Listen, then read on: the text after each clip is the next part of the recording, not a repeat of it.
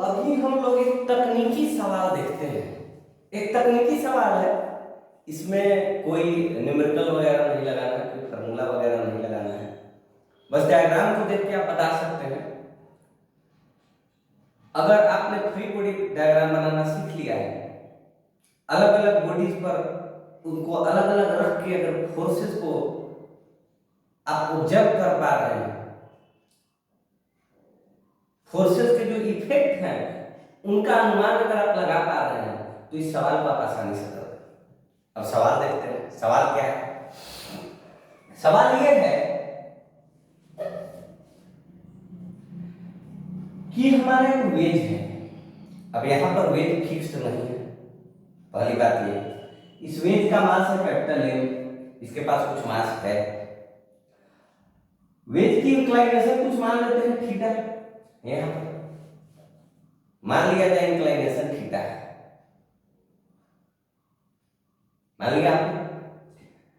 अब इस पर एक स्मॉल मास, स्मॉल एम मास का बॉडी रख दिया गया है, जिसका सेंटर ऑफ मास यहां पर एकदम अगर नीचे इसके चले जाए सीधे, इसका एक्स कोऑर्डिनेट जो है वो x2 है,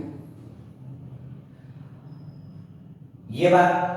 और एक और बात कि जो इंक्लाइंड प्लेन है उसके इस जो एंड है ये बात, उसका कोऑर्डिनेट है x1, 0, x1 ले लो इसको, x1, 0, मतलब ये पॉइंट x1, 0 और यहां पर ये पॉइंट x2, 0। तो अब आपको ये बताना है, सारा सरफेस स्मूथ और सरफेस ज्यादा स्मूथ, तो आपको ये बताना है कि ये जो m1 मास का जो बॉडी है वो जब जमीन से टकराएगा, चूंकि अब इसको हम छोड़ दे रहे हैं तो जमीन पर तो आएगा, तो जब जमीन से टकराएगा तो कहां टकराएगा? ऑप्शंस, पहला ऑप्शन है कि इस पॉइंट से इधर चला है, मतलब इस रीजन में, पहला ऑप्शन। दूसरा ऑप्शन कि कुछ भी हो जाए ये तो यहीं गिरेगा x1, 0 पर, ये दूसरा ऑप्शन। तीसरा ऑप्शन, भाई साहब ये x1 और x2 के बीच में गिरेगा कहीं, ये तीसरा ऑप्शन। चौथा ऑप्शन कि ये x2 पर गिरेगा, और पांचवा ऑप्शन ये है कि ये x2 से इधर गिरेगा।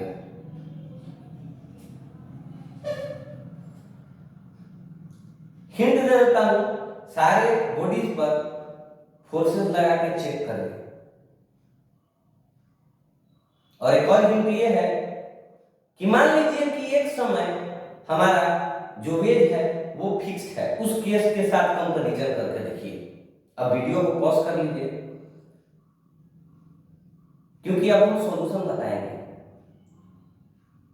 तो वीडियो पॉज करके 2 मिनट, 3 मिनट, 5 मिनट, 10 मिनट थोड़ा चल के घूम के, जैसे भी आपको सहूलियत बने आप इसका समाधान करके लाइए, कॉपी कागज पकड़ के कुछ कुछ करके, जो आप कर सकते हैं। अपना जो याददाश्त है कंसेप्ट अप्लाई करके इसका आंसर ला सकते हैं, और फिर मिलाएं कि क्या आंसर हमारा सही है, और आंसर सही है तो उसके पीछे जो आप कंसेप्ट लगाए हैं वो भी सही है, तो मैं उत्तर देता हूं। मैं डायरेक्ट उत्तर नहीं दूंगा, इस पर हम लोग चर्चा करेंगे कि हो क्या रहा है। तो देखा जाए तो इस एम मास की बॉडी पर, स्मॉल एम मास के बॉडी पर एक नीचे की तरफ ग्रेविटेशनल फोर्स लग रहा है, तो ग्रेविटेशनल फोर्स नीचे की तरफ mg लगेगा, ही लगेगा, कोई दिक्कत नहीं है। दूसरी बात,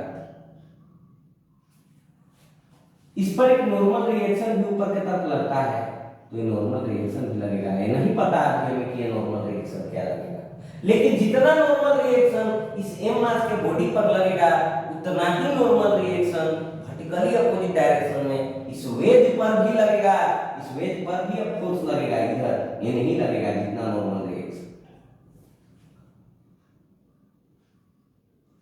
तो गौर देने वाली बात ये है कि यहां तो भाई साहब वेज पर इस दिशा में फोर्स लगने लगा, इसके पैरेलल डायरेक्शन लिए, पैरेलल डायरेक्शन वेक्टर को ले सकते हैं, चिंता करने वाली बात नहीं है। तो जब इस डायरेक्शन में नॉर्मल रिएक्शन फोर्स लगने लगा है इस डायरेक्शन में, तो यहां पर कंसीडर कर लीजिए,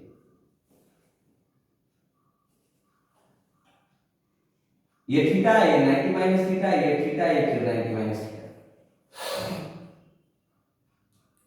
इसका मतलब होता है कि ये जो नॉर्मल रिएक्शन है इसका कुछ न कुछ योगदान इस दिशा में होगा। मतलब अब इस डायरेक्शन में इस वेज पर फोर्स लगने लगा है, इसका मतलब होता है कि ये वेज अब इधर की तरफ मूव करना स्टार्ट कर देगा, ये वेज अब इधर की तरफ मूव करेगा। और इस ब्लॉक की समस्या ये है कि ये जो एम मास का ब्लॉक है इस वेज के सरफेस के साथ हरदम कांटेक्ट में ही रहेगा, सरफेस से ऊपर उठ ही नहीं सकता है, क्योंकि सरफेस से ऊपर उठाने वाला कोई फोर्स ही नहीं लगता। नॉर्मल रिएक्शन तो बैलेंसिंग फोर्स है, तो एक तो ऊपर फेंक नहीं सकता है इसको। तो ये जो एम मास का बॉडी है ये हरदम इसके सरफेस पर ही चलता रहेगा। लेकिन मजेदार बात ये हो गया कि ये जो हमारा वेज है वह इस डायरेक्शन में मूव करने लगेगा।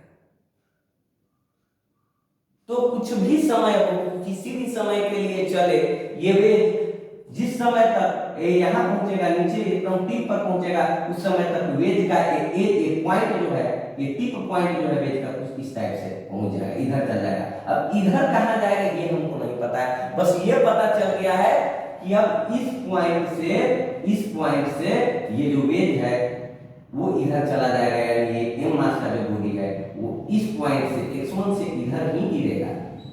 इसका मतलब पहला ऑप्शन गलत, दूसरा ऑप्शन भी गलत। अब तीसरे ऑप्शन, चौथे ऑप्शन और पांचवें ऑप्शन पर आते हैं। ठीक है,